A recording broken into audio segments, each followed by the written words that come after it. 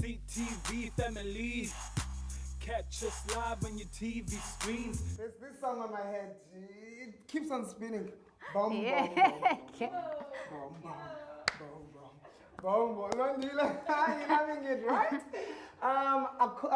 According to the topic here, Ntlahla, what are your feelings? Let us know. Our WhatsApp line 0603918464. Or follow us on Twitter as well as on Instagram, Ekse_live. Facebook is Ekse Live. Number to dial 02144840448. The hashtag to use is hashtag Talk Thursday. We're talking navigating varsity life. You've been there. What are the realities of varsity? Please let us know. You going there. Zindoni that are giving you anxieties. Are you anxious about going to varsity? What are your expectations? Are you a graduate? Are you working? Are you a CEO of Indwetile and you gravitated to nice life things? How did you manage varsity? Please hit us up. We are on social media. We're also on your hotline bling. Yes. And you guys are back. Welcome back. Thank you for staying with us. So we're talking, varsity life. Patricia, I want to speak to you about it, right? So other people are looking at it from the outside, like, oh, this is how varsity life is. But you've experienced varsity life. So tell us some of your actual experiences that you have seen or have encountered in varsity. For me, I think university life was setting up a tone for my future. Mm-hmm. So in university, instead of just going to have fun, I knew I should get out of it with connections, having mingled with the right people that would help me later on in life, having a support system, because right now, all the friends that I have, they're people that I can call at any moment and they will actually help me. Mm. So don't just take university as a place where you're going to get your degree. Make connections, check the most out of it for your future. That's what I can say.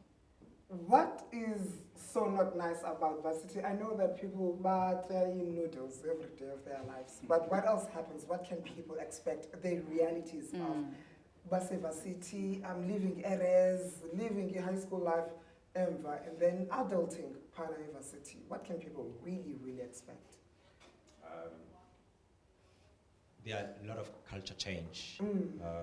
How varsity, and when you get into university, you're coming from a different culture that you're used to, and now you are going to a culture that you are not familiar with, and so there's a lot of adjustment that first for you personally, and of course the environment that is around you. So unfortunately, it's not on your advantage because there are a lot of people and we have different beliefs that we believe in, and so it can be a matter of you not being able to adapt and you forgetting why you were there.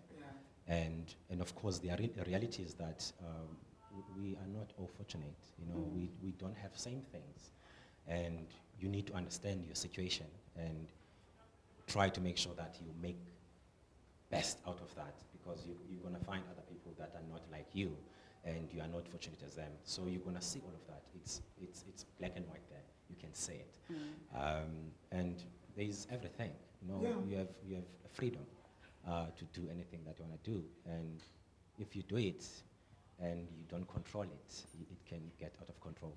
How were you then able to grasp control yakho and not lose it? Because une freedom university with new freedom, you feel like you're president. I can close off the country today and open it in 60 days or not.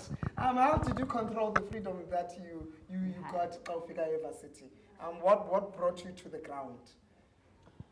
I think You must cut. If you let loose, let us Tell know that us. you did let loose. no, I think for me, as I would say, is not to forget where you're coming from. Yeah. Because whenever you look back, you can see it doesn't look good, So although when you get to varsity, you get to forget sometimes, And of course you must leave. I won't advise someone to just, you are studying every time you're stiff. The only thing you're talking about is academics. But I always advocate study smart and play hard, Sure. Because some people think you must study 12 hours a day, you must spend your books every time you're studying, but you must find a hobby, you must find something else to do that's going to add something to your CV as well. Sure. You know. So I think at the same time, what made me to be grounded was my goals that I've set for myself. Because when you get to varsity, for you to be able to pass, like all your years, that's success. Sure. You know. I know when you get matric, it's all about reaching these high marks and stuff. But in varsity, just passing a module is a success. 50%. You know. So at the same time, I want to say it's about really you knowing where you are coming from and where you want to go. That was what was important. Nelson, I know you've had some difficulty with your papers and everything since you are not originally from South Africa. Just take us briefly through that process. So, yeah, it's a difficult situation. So, Yeah. actually, I was born in Mozambique, and I came here when I was very young. I started schooling here. That's why I'm very fluent in isiXhosa. So, yeah, ndiyasithetha ndisikhupha ngembumbi. We love it. So, yeah, well, thanks to my teachers, yeah. Actually, I had to adapt. So, yeah, from school, I studied at Lwazi Primary School, so in Gugulethu. So everything was fine then, nothing important. But then and there, I would like lose opportunities.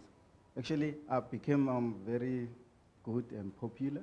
I was known, actually, they knew that I was not South African, but I was very good in like all my subjects. Yeah. Even isiXhosa, I was the top learner at isiXhosa. Wow. Even still, I'm still a top learner in isiXhosa. So now, yeah, I became very popular. But then the thing is that when opportunities came, like, competitions, having to go on outings that required you to fly out of the country or the province. Yeah. So I will, just lose all those opportunities because of my documents. That was hard for me, but then I had to stay strong. Be strong, yeah. Yeah, so I managed, I just ignored it, and then went to high school. Everything was fine. Actually, most people are surprised, like, on how did I enter the school. But then I managed to do everything, and when I got to high school, grade 11, there was that I was not going to write my exams. I'm not going to be recognized. I'm not going to get anything. But I just decided to, just get on with it. I studied, and then I used to get straight A's. Everything was right until grade 12. So in grade 12, there's that pressure that now I'm going to write my final exam. I'm not going to be recognized. I'm not going to get my certificate. I mean, like, I'm one of the best learners, but still that doesn't count. Yeah. So yeah, I went, and then fortunately I wrote my exam very well. I received my your statement. You received your admission, my admission letter. Yeah. It was there. There was actually on the first day when we were going to write the test, there was something that almost gave me a heart attack. I didn't see my name on the seats on the seat allocation, and I was like, yo, I'm not going to write. But then my teacher came and said, no, it's a mistake. Always at the first. My name is Bila, my surname. So I'm always in the first row. Okay. So yeah. Before we go to an ad break quickly, I want to rope in Patricia here. Now, how does the law protect people that are coming from these situations as in Jengeska Nelson? Oh, well, you really have to approach lawyers for that. There's always a way of getting your documents in order, because you've stayed here for long and you've also studied here, and it's really unfair for you to not go to university because you're not from here when they accepted you to write your matric. So actually you just have to go and speak to lawyers, and if you cannot afford one, there's always pro bono lawyers, and you can approach legal aid services. They can help you through that. Are there any problems at the moment with you applying to universities because of izinto that were happening in the past? Well, yeah, I can't get school now. Besides my 7 distinctions, so they all require my documents. I did apply and then they're all accepting me, but now they document, so they can't admit me to the school. Here's a person with E distinctions, Patricia, because of your documents. They're saying no. There's no movement. Okay, what I can say is that remember, these are people, human beings who are working. Your situation is special. So whereas there are 1,000 people who are applying, no one actually has the passion and time to look into everything. So sometimes it's advisable for you to actually go there on their doorsteps or email them directly or phone them directly and explain yourself. If you follow the normal route of doing things, when your situation is not the normal one, then it's not going to work.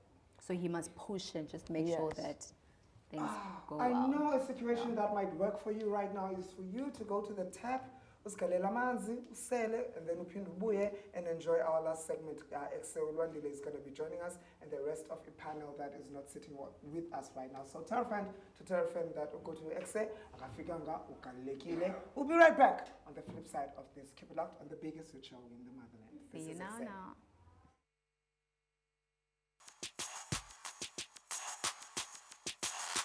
CTV family, catch us live.